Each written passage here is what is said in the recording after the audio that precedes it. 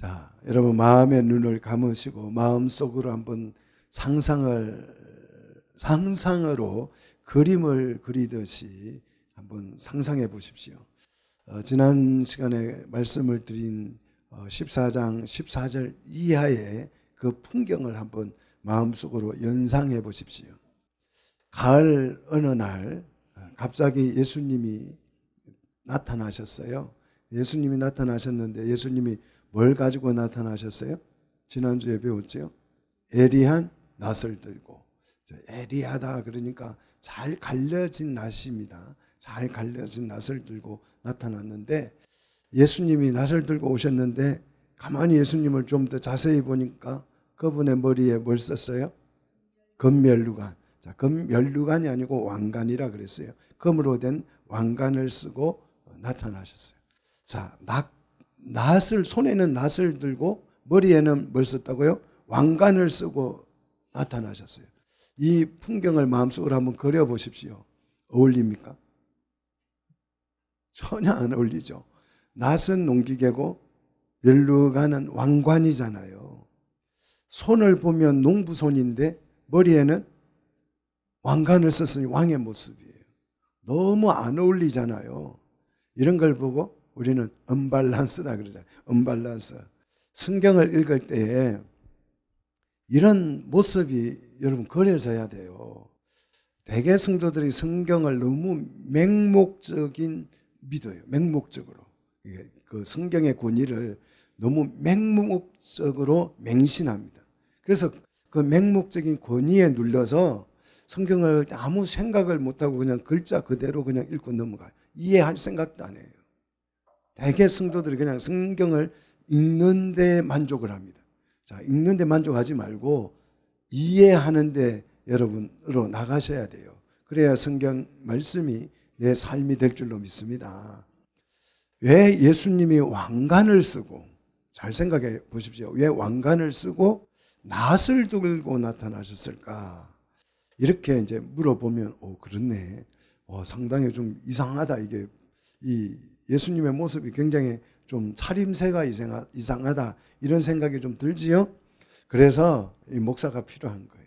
그냥 괜히 목사가 있는 게 아니고 이런 걸 여러분에게 가르쳐 드리려고 하나님께서 주의 종들을 세운 줄로 믿습니다. 자, 왜 예수님은 왕관을 쓰고 낫을 들고 나타나셨을까? 심지어 14장 16절에 보면 어디에 앉아 있어요? 이 포즈로 손에는 낫을 들고 머리에는 왕관을 쓰고 어디에 앉아 있다고요? 구름 위에. 자, 예수님이 오실 때 뭘 타고 오신다고 그랬어요? UFO요? 네, 구름 타고 오신다고 그랬어요. UFO 타고 오시는 거 아닙니다. 비행접시 타고 오는 거 아니에요. 뭐 타고 오신다고요? 구름 타고 오신다고 그랬어요. 가실 때는 그냥 가셨는데 오실 때는 꼭 예수님이 그 구름 택시를 대절해 가지고 오신대요. 자, 요한이 본 예수님은 어디에 앉아 계신다고요? 또 구름 위에 앉아 계신대요. 예수님은 구름을 좋아하는 것 같아요. 그러면 왕관 쓰지 말고 구름 모자 썼으면 더 잘 어울릴 뻔했어요. 그죠? 예수님이 이 앉아있는 구름, 예수님이 타고 오신다는 그 구름, 이 구름이 상징하는 게 뭐냐? 그분의 그 영광스러움을 나타내는 것입니다. 자, 그분의 영광이 너무 크시기 때문에 그 영광의 빛이 구름에 가려지지 않으면 우리가 그분을 뵐 수가 없어요. 너무 눈부셔가지고. 이렇게 영광스러우신 분인데 그분의 손에 뭐가 들려있다고요? 낫이 들려있다는 거예요. 머리에 그 금빛 찬란한 왕관은 정말 잘 어울리는데 그 영광스러우신 분에게. 그런데 손에는 뭐가 들려있다고요?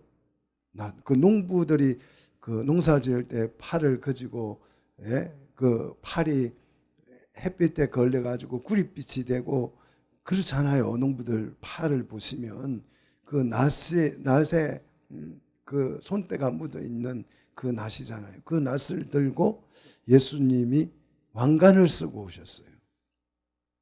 너무 어색해 보이는 이 모습이 진짜 예수님다운 모습입니다. 딱 봐도 이런 분을 보면 딱 봐도 누구다? 예수님이다. 이게 느끼시셔야 돼요. 예수님을 만나신 분은 이분을 알아볼 수가 있어요. 왕관을 쓰고 손에 낫을 들고 그 농부들 농사 거두러 추수하러 갈 때의 모습을 연상하시면 돼요. 막 다리는 좀 거지고 반 정도 무릎까지 거지고 그 연상이 되지요. 근데 또 그게 왕관을 딱 덮었었어요. 그리고 낫을 들고 예수님이 나타나신 거예요. 이런 예수님이 우리가 볼 때는 이상하네. 차림새가 이상하네. 혹시 그렇게 생각하시면 안 돼요. 이분이 진짜 예수님다운 모습입니다.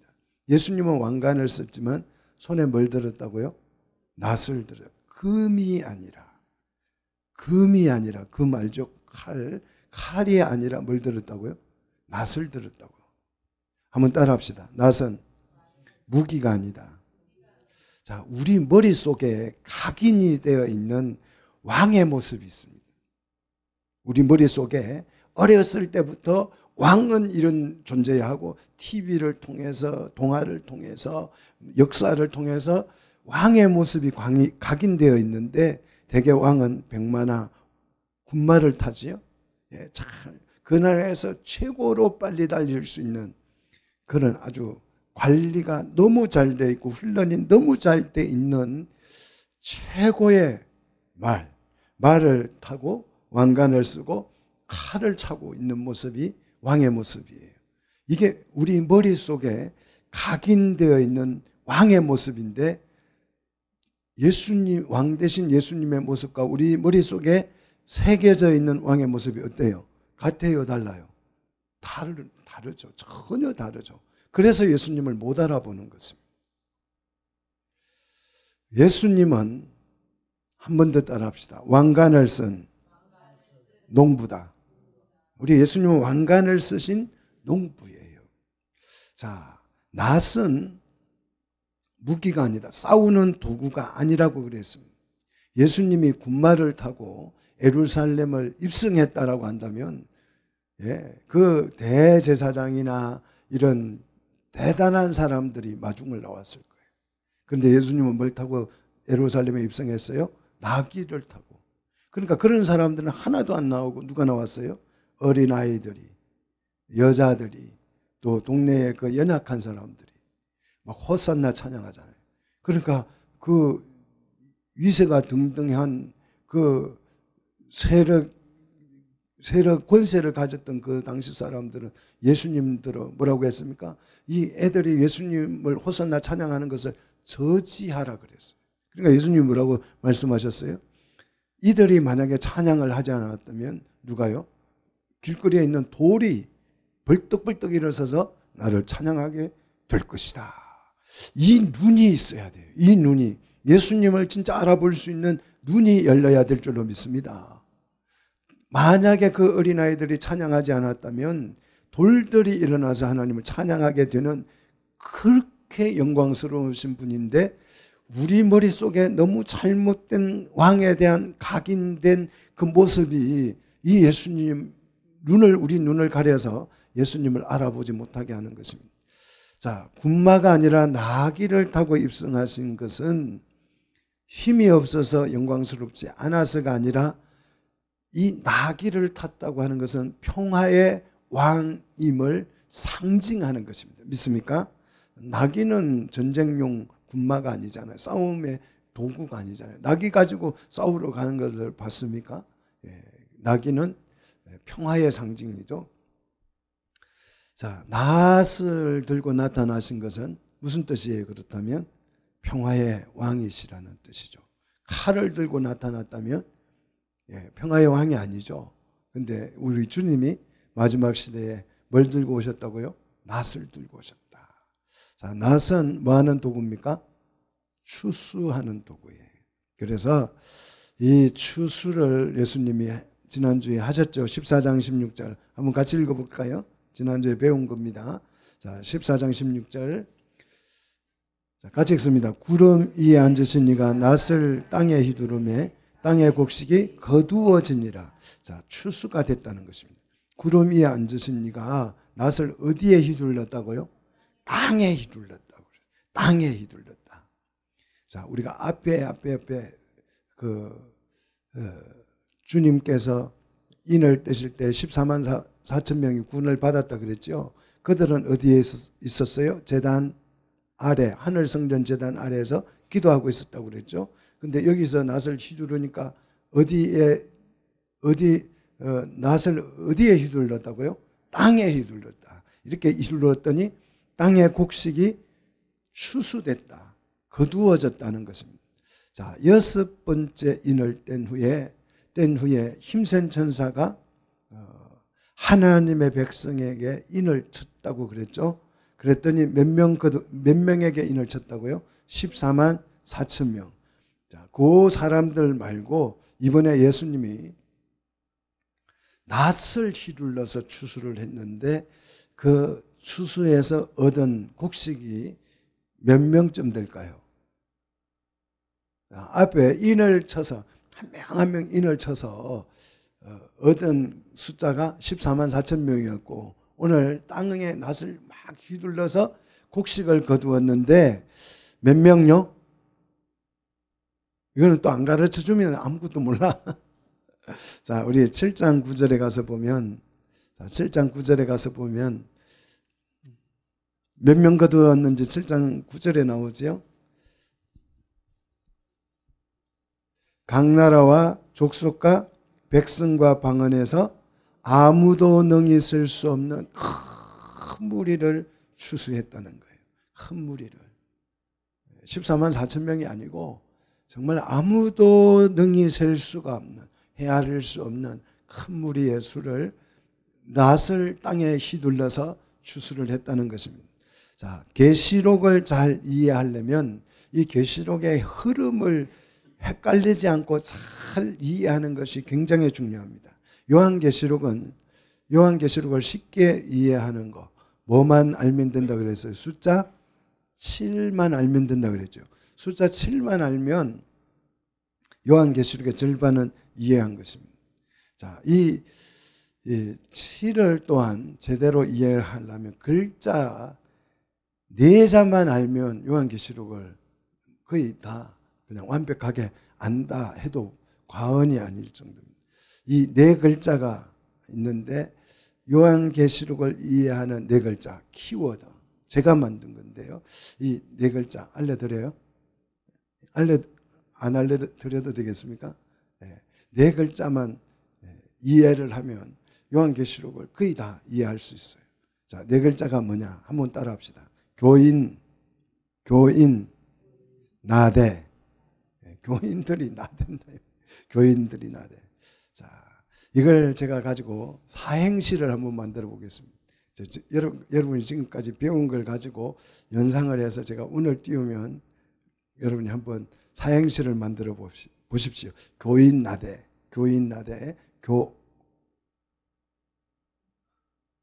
이래가지고 큰일 났네. 교회. 몇 교회? 7교회. 그 다음 인. 7인. 나. 7 나팔. 대. 7 대접. 요게 계시록의 다예요. 그래 교인 나대. 여러분 안 까먹겠죠? 교인 나대. 7교회. 7인. 7 나팔. 7 대접. 요것만 외우면 돼요. 자, 지금 우리는 어디에 와 있어요? 7째 나팔을 불었죠. 7째 나팔을 불고 그 7째 나팔은 3번째 화가 시작되는 거죠. 그죠? 3번째 화가 시작되는데 이 3번째 화가 뭐냐 그러면 7대접이에요. 오늘 본문 7절 7대접의 재앙이 시작되는 거죠. 자, 그래서 1절을 한번 주목해 보십시오. 자, 1절을 주목해 보시면 구름 위에 앉아 왕관을 쓰고 낫을 휘두른 그 농부가 14장 끝에서 추수를 쫙 했습니다. 추수하는 풍경이 14장 말미에서 소개되었어요. 자, 이 추수가 끝난 풍경이 바로 오늘 15장 내용이에요. 추수를 다 마쳤어요. 자, 이 풍경은 농경 사회에서는 흔히 볼 수 있죠. 추수가 끝난 후에 농부들이 뭐 할까요? 추수를 다 하고 나서 뭐 할까요? 잔치, 아주 잔치. 막 풍악을 울려라. 그래서 그 추수를 다 그 한 것에 대해서 잔치를 열어서 흥겨워하죠. 오늘 그 모습이 오늘 15장의 모습입니다. 자, 요한이 추수를 끝난 후에 어떤 풍경을 봤느냐? 자, 1절 보시면 하늘에 크고 이상한 표적을 보게 됩니다. 자, 이 표적이 뭐냐? 이 표적이 뭐냐 하면 7 천사가 7 재앙을 들고 등장을 해요. 자, 왜 7 재앙을 들고 나타났을까요? 자, 추수가 다 끝났어요.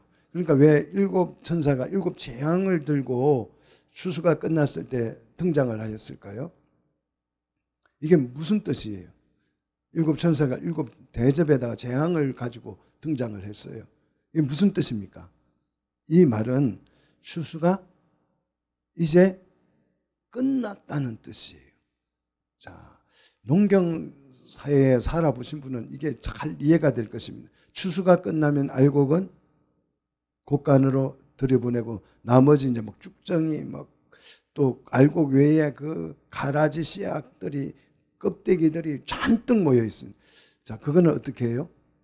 태우죠.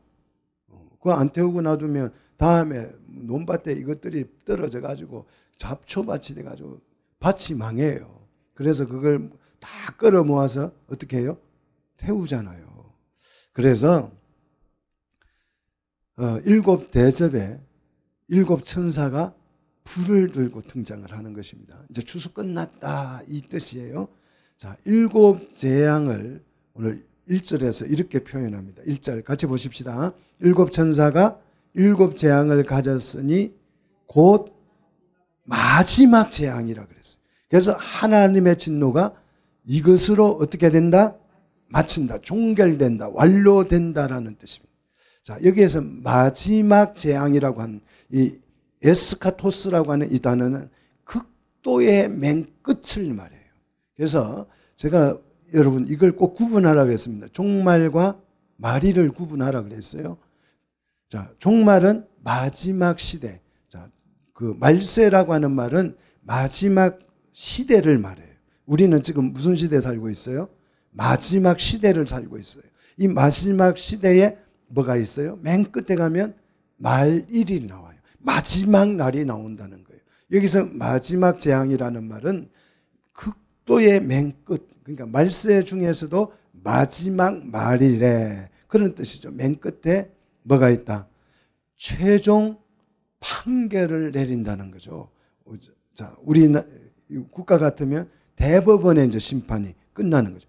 항소 지방법원에서 판결을 한 번 받고 억울하다. 그래서 또 고등법원에 가서 한 번 더 판결을 받고 그것도 억울하다. 그래서 언제요? 대법원에 가서 마지막 맨 끝에 판결이다 이 말이죠.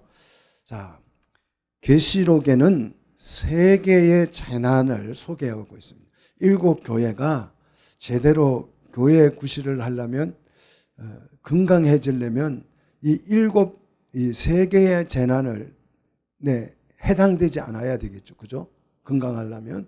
그래서 7 재앙이 7인 7 나팔 7 대접이에요. 자, 7인 7 나팔 7 대접을 이제 이 시간적으로 나열을 해서 37은 20일 21개의 재난을 이렇게 쭉 시간적으로 이 요한계시록은 나열해 놓은 것이 아닙니다.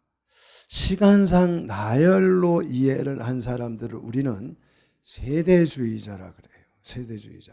그래서 7인이 지났고 7 나팔이 이제 지나가고 이제 곧 7 대접이 있다. 이렇게 이제 세대주의자들을 말하고 그 7 대접 중에서도 첫째 대접이다, 둘째 나팔이다, 지금이 뭐 그렇게 점을 쳐요. 그래서 예수님이 언제쯤 오신다 이렇게 생각하는 거죠. 자, 이게 세대주의자들인데 이 세대주의자들이 항상 기독교 안에서 말썽을 일으키고 이단을 만들어내고 그렇게 하는 거예요. 자, 21개의 재앙이 시간 순으로 나열한 것이 아닙니다. 요한계시록을. 성경에는 그렇게 나열이 되어 있지만 이걸 기록을 하다 보니까 나열되어 있지만 실제는 이 21개의 재앙을 시간별로 이렇게 나열해 놓은 것이 아니에요. 순차적으로 이렇게 오는 것이 아니라 재앙의 강도를 설명하는 것입니다. 재앙의 강도를.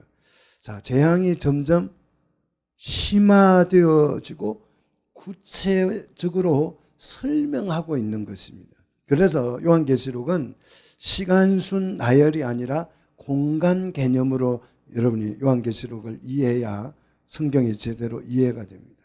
예를 들자면 열차라고 하는 이 열차처럼 이 역사라고 하는 레일위에 7개씩 3번 21개의 그 열차를 나열해 놓은 것처럼 시간순으로 이렇게 이 역사의 흐름을 따라서 이 계시록을 기록한 것이 아니고 역사라고 하는 터 위에다가 7개씩 위로 쌓아 올린 거예요.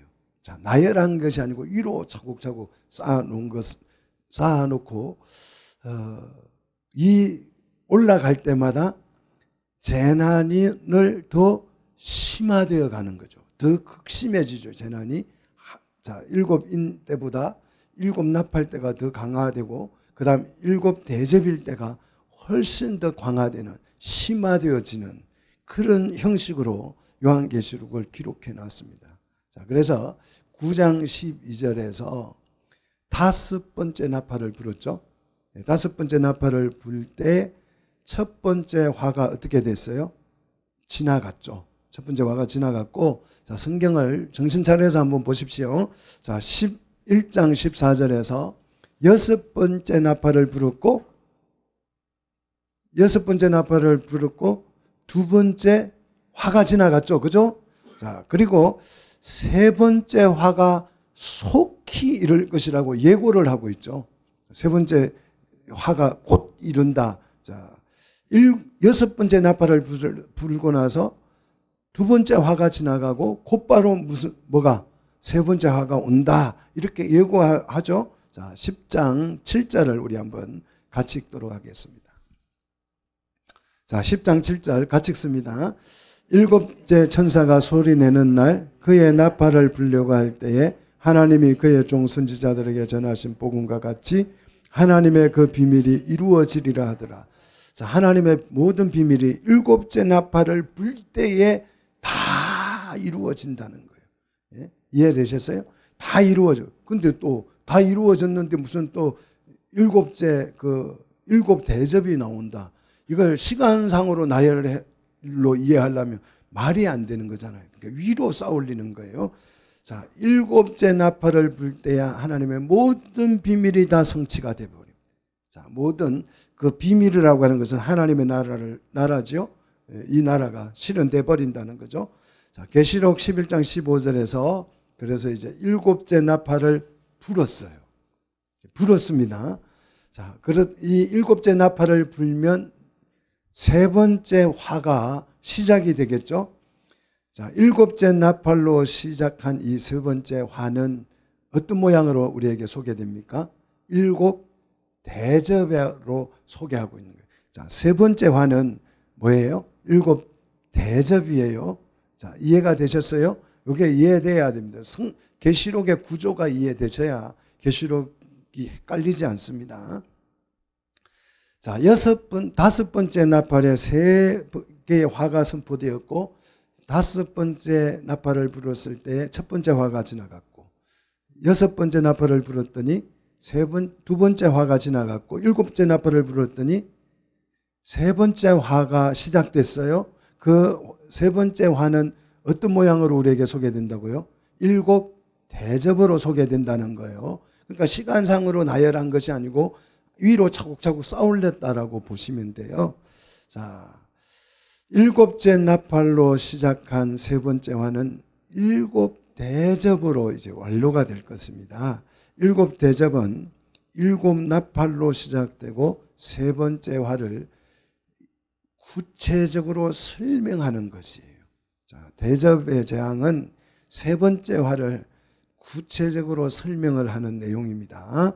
오늘 이제 이 15장의 서론이 상당히 길었습니다. 그러나 오늘 제가 설명한 이 개념을 이해하셔야 계시록이 실제로 이해됩니다. 자, 15장은 세 번째 화, 이 세 번째 화는 최종 마지막 재앙이라 그랬죠. 하나님의 진노의 완료라는 거죠. 끝이 난다는 뜻이죠. 그래서 2절로 4절은 낫으로 추수한 결과, 주님이 낫을 들고 오셔서 이제 이 마지막 재앙을 쏟아붓기 전에 마지막 추수를 한 거예요. 그 추수한 결과를 이 추수한 주의 백성들이 그 추수한 결과를 보고 뭐 하는 것입니까? 그 추수 결과를 찬양하는 것입니다. 그 찬양한 내용이 2절로 4절이죠. 자, 2절을 보십시오. 또 내가 보니 불이 섞인 무슨 바다요? 유리바다 같은 것이 있고 그랬어요. 자, 천국은 하나님의 나라가 시는 데서 천국은 이렇게 딱 봤더니 추수가 다 끝나고 봤더니 바다가 있는데 그 바다가 무슨 바다라고요? 유리바다인데 그게 뭐가 섞였어요? 불이 섞인 유리바다라고요. 그래서 천국의 바다는 불타는 유리바다구나. 그렇게 생각하시면 안 돼요. 유리바다 같은 것이라 그랬어요. 이해되세요? 유리바다 같은 것이지 실제 유리바다가 아니라는 거죠. 자, 하나님의 심판을 통해서 그 유리바다에 뭐가 붙었어요? 불이 붙었다는 거죠.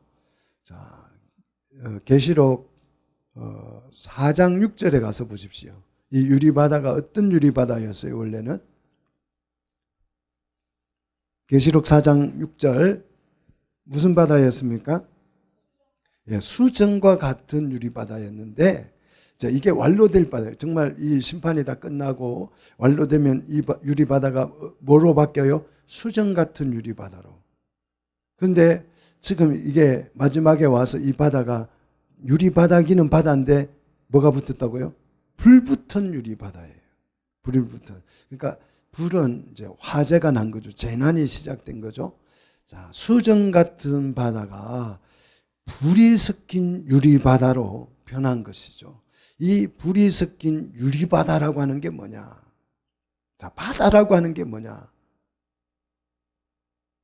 우리가 생각하는 파도치는 파도가 부서지는 바다 이런 게 아니고 이 바다는 뭘 상징할까요? 세상을 상징한다고 그랬어요. 자, 성경은 계시록은 상징어로 되어 있다 그랬죠. 상징을 이해하셔야 돼요. 바다는 세상을 상징합니다. 유리는 그러면 뭐냐? 맑고 투명한 돌이죠. 자, 유리는 맑고 투명한 돌입니다.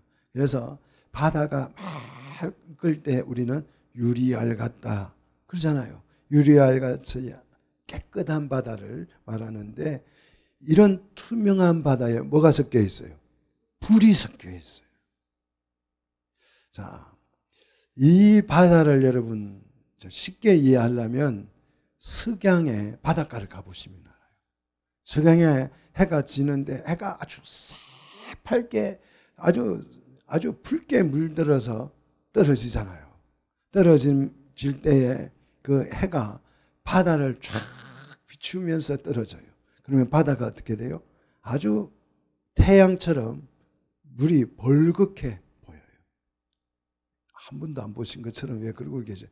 석양 바다를 한번 꼭 가서 보시면 바다가 해가 떨어질 때에 그냥 시뻘겋게 변하지요. 예.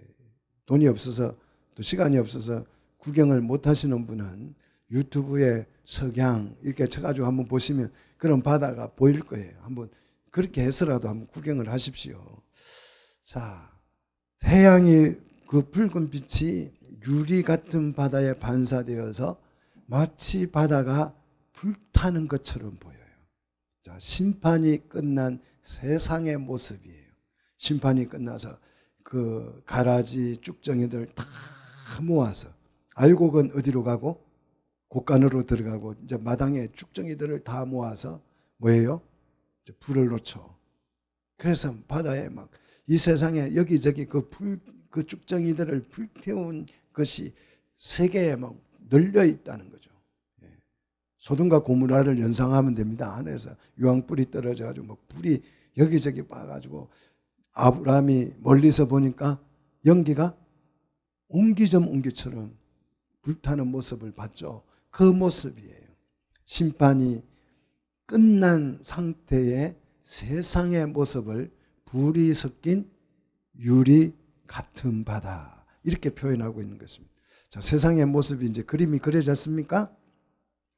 여기서 이 불은 뭐냐? 심판을 의미하죠. 세상은 마지막 심판은 뭘로? 불로 심판을 합니다. 왜 불로 심판을 해요? 불은 세상에 나쁜 것들을 어떻게 해요? 다 태우잖아요.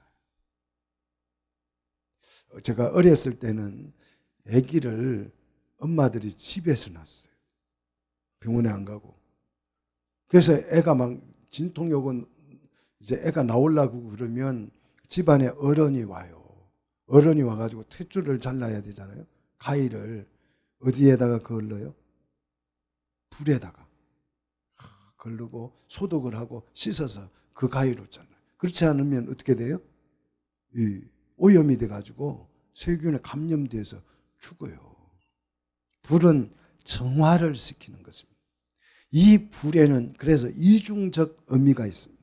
오늘 우리 물에도 이중적 의미가 있다고 그랬죠. 노아 심판의 물이, 노아 홍수의 그 물은 불순종자들에게는 심판이 되고 주의 백성들에게는 구원의 물이 됐다 그랬잖아요. 이 불도 마찬가지. 이 불도 불순종하는 자들에게, 인받지 못한 자들에게는 이 불은 심판의 불이고 성도들에게는 성령의 불이에요. 그래서 우리를 뭐합니까? 성화시키는 불입니다. 믿습니까? 자, 하나님의 심판의 불은 성도들에게 구원과 승리를 가져다 줍니다. 자, 2절. 그래서 2절을 계속 보시면 짐승과 그의 우상과 그의 이름의 수를 이기고 벗어난 자들이, 이 심판의 불에서 그 짐승과 그의 우상과 그의 이름의 수를 이기고, 짐승이 우상을 만들어 놓고 그걸 숭배하도록 했죠. 그 숭배하지 않으면 이 짐승의 이름의 수를 새겨서 이마에나 손에 새겨서 매매를 하지 못하게 했다고 그랬잖아요. 그리고 여기에 경배하지 않으면 다 죽인다고 그랬어요. 큰 자나 작은 자 누구든지 몇이 됐든 숫자가 얼마가 됐든지 다 죽인다고 그랬습니다. 자, 이 환난 속에서 끝까지 짐승을 이기고 벗어난 자들이 그랬습니다. 여기서 수는 평가의 수를 나타내는 뜻이에요. 그래서 총계, 총계를 의미해요. 합계를 의미하는데 짐승의 수를 이기고 다 이겨내고 벗어난 자들이 그랬습니다. 자, 일본이 미국에게 2차 대전 때 완전히 패망했죠. 자, 일본이 패망하자 자동적으로 우리는 조선은 해방이 됐어요. 우리가 독립운동해가지고 해방된 게 아니고 일본이 미국에 원자탄 2개 맞고 항복하는 바람에 얼떨결에 우리는 독립을 한 거예요. 짐승과 우상이 패망한 것은 우리에게는 승리죠. 승리. 우리가 짐승을 때리잡은 게 아니에요. 자, 수를 이기고 벗어난 자를 이겼다고 하니까 내가 막 그 짐승들을 가서 싸워가지고 이긴 줄로 착각하면 안 돼요. 일본이 미국에게 망해서 우리가 독립했다니까요. 우리가 막 잘 싸워서 독립군들이 막 도시락 폭탄을 들고 가지고 일본을 물질러서 쫓아낸 것이 아니고 태극기 들고 막 만세를 불러가지고 독립한 게 아니에요. 만세 불러서 독립될 것 같았으면 벌써 독립됐지요. 일본이 누구에게? 미국에게 망해서 우리가 독립된 거예요. 그렇듯이 이 짐승이 주님에게 패했기 때문에, 망했기 때문에 우리가 자동적으로 승리한 줄 믿습니다. 그래서 짐승과 우상의 억압으로부터, 핍박으로부터 벗어나서 독립이 된 이것을 우리는 성도의 승리, 구원 이렇게 표현하는 것입니다. 자, 이렇게 승리한 성도들은 뭘 합니까? 이렇게 승리를 경험한, 승리를 취득한 이 성도들이 뭐예요? 유리바닷가에 서서, 자, 바닷가에서 이렇게 성경에 기록이 되어 있는데 맞춤법이 틀렸어요. 바다 밑에 시옷이 들어가야 돼요. 성경학자들이 자꾸 맞춤법을 많이 틀려가지고 제가 읽을 때마다 짜증이 나 죽겠어요.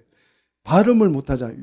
유리바다가 이렇게 발음. 유리바닷가에, 자, 시옷이 들어갑니다. 유리바닷가에서 가에 서서 뭐 하고 있습니까? 서서예요. 앉아서. 찬양은 서서 하는 거예요. 앉아서 하는 게 아니에요. 서서 뭐 합니까? 하나님의 금문고를 가지고 그랬어요. 자, 이거 한번 상상해 보십시오. 얼마나 낭만적입니까? 어디에서요? 유리바닷가에 서가지고, 유리바닷가에 서가지고 빛이 옥처럼 수정 같은 유리바닷가에 서서 뭘 들고요? 금문고를 들고. 누구의 금문고요? 하나님의 금문고. 이 금문고는 이제 하프죠. 하프를 들고 또는 수금을 들고. 하나님의 금문고라고 하는 것은 하나님만을 찬양하기 위해서 만들어진 금문고를 하나님의 금문고라고 표현합니다. 자, 시편 137편에 보면 이스라엘 백성들이 애굽으로 끌려갔어요. 그 끌려갈 때에 하늘 성전에서 다윗이 성전에 밤낮으로 찬양하는, 쉬지 않고 찬양하는 찬양단원들을 만들었어요. 그 찬양단원들도 끌려가죠.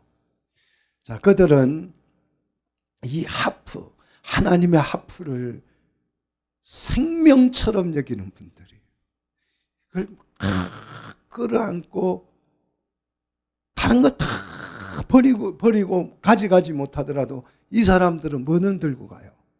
이 하나님의 하프를 안고. 밥솥은 안 들고 가도 이 하프를 끌어안고 가는 사람. 그래서 그 바벨론 강가에서 하나님을 찬양합니다. 멋지죠? 예, 찬양해요. 포로로 끌려갔지만. 그러니까 이 찬양 소리가 너무너무 아름다운 거예요. 그러니까 그 바벨론의 고관 대작들이 연회를 열고, 야, 그 애들 좀 불러와서 연주를 좀 시켜봐. 흥을 좀 돋구어봐. 그래서 막 그 바벨론의 그 군인들이 이 하나님을 찬양하는 찬양단원들을 그 바벨론 강가에 와서 데리고 가려고 합니다. 와서 연주를 좀 해라. 뜻과 또 그 잔치에 그 많은 음식들이 주고, 연주만 잘하면 막 상금도 주고 뭐 집도 주고 굉장한 보장이 되잖아요. 그 가서 연주만 하면 잘하면 연예인이 되는 거잖아요. 그런데 그들이 뭐라고 말합니까? 자, 시편 137편 2절에 그 중에 버드나무에 우리가 우리의 수금을, 이 하프를 뭐 했다? 걸었다. 무슨 뜻이에요? 연주를 안 하겠다는 뜻이에요. 너희들이 우리에게 어떤 뭐 핍박을 할지라도, 아니면 많은 것으로 부귀영화로 해이할지라도 하나님의 하프를 가지고 그 바벨론의 고관 대작들을 칭송하는 연주는 우리는 하지 않을 거야. 감히 누구 안전이라고 어떻게 하겠어요? 칼을 빼서 목을 그냥 댕강. 이 하프를 버드나무에 걸어버렸다고 하는 것은 연주하지 않겠다. 이거는 죽음을 각오해야 할 수 있는 일이에요. 자, 이것이 뭐냐? 하나님을 찬양하는 주의 백성들의 모습입니다. 성도의 모습이에요. 우리 성도들은 우리 몸이 찬양 도구인 줄 믿습니다. 우리 자체가 하나님을 찬양하는 악기예요. 가끔 노예 목사님들을 모시고 여행을 가거나 또 교회 성도들을 가면 처음에는 이제 목마른 사슴 막 이래 복음성가를 경건하게 불러요. 놀러 가 보면 하나님의 나팔 소리 하면서 예수 사랑해요. 막 처음에는 이렇게 경건하다가 시간이 조금씩 지나면 가끔씩 이제 유행가 비슷한 노래들이 나와요. 그러다가 이제 나아가면 두만강 푸른 물에 노젓는 뱃사공 다 나와요.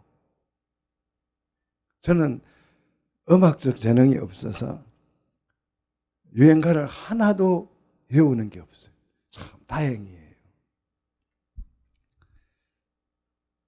유행가를 그래서 부르는 것을 좋아하지도 않습니다.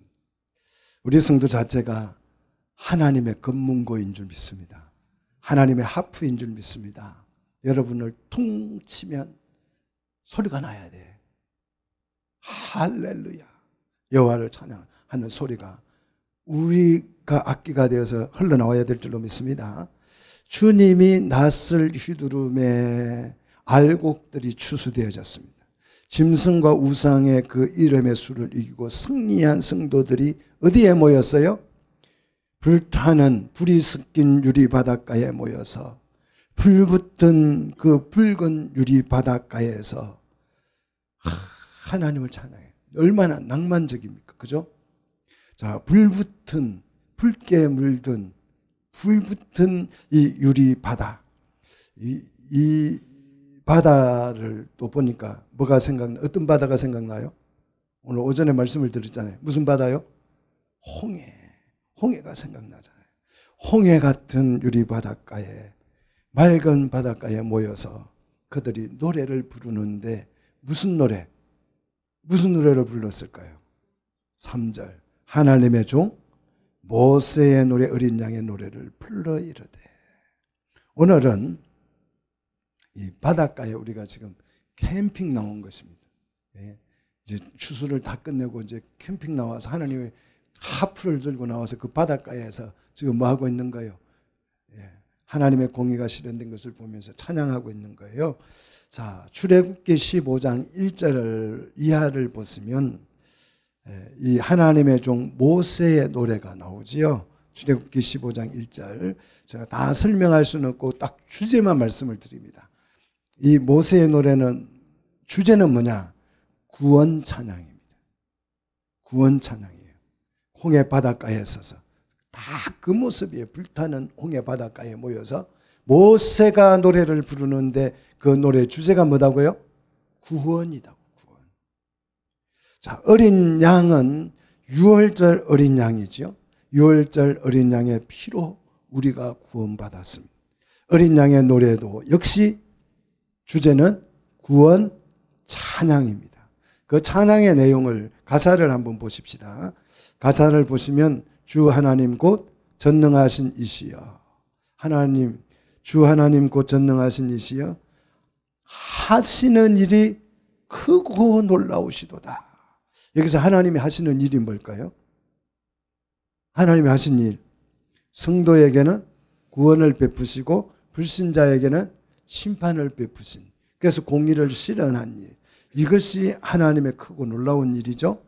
만국의 왕이시여 주의 길이 이 심판과 구원을 받더니 이 심판과 구원을 통해서 나타난 하나님의 역사가 주의 길이 어떻다? 어렵고 참되더라. 구원과 심판을 통해서 나타난 결과 주의 길이 의롭고 참되더라. 이런 결과는 우리에게 충분히 찬양할 이유가 되는 줄로 믿습니다.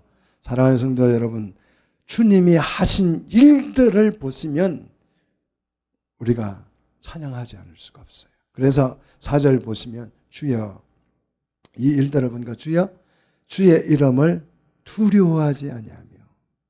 자, 주의 이름을 두려워하지, 두려워한다는 뜻이죠. 두려워하지 하게 되는데 이게 하나님의 심판의 효과죠. 이 두려움은 심판의 효과로서 이 두려움은 뭘 일으켜요? 공포감을 조성하는 것이 아니고 뭘 일으켜요? 경외심을 일으킨다는 거예요. 자, 이 심판으로 인해서 공포가 생기면 그는 불신자예요. 심판을 통해서 경외심이 생기면 그는 하나님의 백성이죠. 이 경외심이 경건한 두려움을 일으키는데 이 경건한 두려움이 우리 마음속에 경외심을 일으키는 거죠. 자, 경건한 두려움은 경외심을 일으켜서 하나님을 영화롭게 하는 것입니다. 그래서 영화롭게 하지 아니하오리까 우리가 강한 부정을 통해서 강한 경외심을 하나님을 경외해야 된다. 찬양하지 않을 수 없다. 그런 뜻이죠. 그래서 찬송은 부르는 게 아니에요. 그냥 터져 나오는 거예요. 와 하는 거죠. 예. 자, 야구 선수가 홈런을 탁 쳤어요. 그러면 홈런을 치면 내가 와 해야지 여러분 마음 먹고 합니까? 아니면 나도 모르게 그냥 와 하고 함성을 지릅니까? 나도 모르게 지르는 거예요. 축구 선수가 골을 한 게 아니라 나도 모르게 몸이 그냥 반응해서 그게 뭐다? 찬송인 거예요. 그게 찬송입니다. 자, 찬송은 이렇게 터져 나오는 것이죠. 자, 계속해서 4절을 보시면 오직 같이 읽습니다. 오직 주만 거룩하시니이다. 주의 의로우신 일이 나타났음에 만국이 와서 주께 만다 경배하되 예배하리게 된다. 자, 추수가 끝나고 나니까 이제 만국이 와서, 자, 그 만국은 능히 셀 수도 없고 헤아릴 수도 없는 그 많은 나라와 민족과 족속과 방언들이 다 나와서 주께 마으더라 경배 예배를 드리더라. 자, 이것이 추수 때의 풍경입니다. 우리도 주님이 추수한 마지막 날에 이 유리 바닷가에 서서 뭘 들고 하나님의 앞을 들고 주님을 찬양하며 연주하게 될 줄로 믿습니다. 그 날을 여러분 소망으로 삼으시기를 축원합니다. 자, 이 사건 후에 또 요한이 본 것은 5절 보십시다. 5절 하늘의 정거장막의 성전이 열렸다 그랬어요. 그래서 정거는 모세의 두 돌판 십계명을 말하지요. 장막은 천막을 성막이라고 하지요. 그 성막 성전이 이제 이렇게 문이 열렸습니다. 자, 광야에 법궤가 보관되어져 있던 성막을 연상시키죠. 자, 오늘 말씀을 보시면 홍해도 나오고 성막도 나오는 것을 볼 때에 유월절 어린 양도 소개되는 것을 볼 때에 이 구원을 성경이 설명할 때 뭘 비교해서 설명합니까? 출애굽하는 과정을 비교해서 설명하는 것이에요. 출애굽이 구원의 모델이에요. 출애굽만 잘 이해를 하면 구원의 의미들이 이해되는 것이죠. 자, 이 성막 성전에서 누가 나왔어요? 6절 누가 나왔습니까? 7 재앙을 가진 7 천사가 어디로부터? 성전으로부터 나왔어요. 자, 7 천사가 7 대접을 한 개씩 들고 어디에서 나왔어요? 성전에서 나왔어요. 이 천사들의 모습. 자, 7명의 천사가 7 대접을 한 개씩 들고 성전이 쫙 열리니까 성전에서 7명의 천사가 나오는데 이 7명의 천사의 모습이 기가 막히죠. 어떤 모습입니까? 6절 맑고 빛난 세마포옷을 입고 가슴에 금띠를 띠고 맑고 빛난 세마포옷은 거룩하고 성결한 모습이죠. 자, 그리고 가슴에 금띠를 띠었다. 금은 의로움을 상징합니다. 자, 이 모습이 꼭 보니까 누구의 모습이에요? 구약시대의 대제사장의 모습이고 예수님의 모습입니다. 그래서 이 7 천사는 예수님을 상징하거나 예수님을 대리하는 사람들이에요. 자, 정치인들이 오늘 뭐 이렇게 나오면 넥타이 색깔이 무슨 색이냐, 옷을 무슨 옷 입었냐, 뭐 대통령이 무슨 옷을 입고 그 외교를 하느냐, 여기에 굉장한 그 색의 의미를 부여합니다. 그죠? 오늘 이 천사들의 입은 이 옷과 가슴에 띈 금띠가 이런 상징을 가지고 있는 거죠. 하나님의 심판은 성도들에게 거룩함이 되고 악인들에게는 공의의 심판이 되는 거예요. 공의의 실현이 되는 것입니다. 그래서 맑고 빛난 세마포 옷을 입고 가슴에 금띠를 띠고 7 대접을 들고 7 천사가 이렇게 나오자 7절 어떤 일이 일어나요? 내 생물 중에 하나가 영원토록 살아계신 하나님의 진노를 가득히 담은 금대접 7을 그랬어요. 여기서 자, 이 대접은 포도주를 담는 그릇을 말하는 거예요. 또 희생 제물의 피를 담는 그릇을 말합니다. 이 담는 7을 또 이 7 대접은 5장 8절에 가서 보시면 순교자들의 기도를 담을 때 이 대접에 담았죠. 그래서 하나님의 공의로운 심판은 그냥 하나님께서 심판해야 되겠다 해서 특 심판하는 것이 아니고 우리의 기도를 들으시고 심판합니다. 믿습니까? 그래서 우리가 기도가 중요한 거예요. 하나님이여, 하나님의 공의가 이 땅에 실현되기를 기도하셔야 돼요.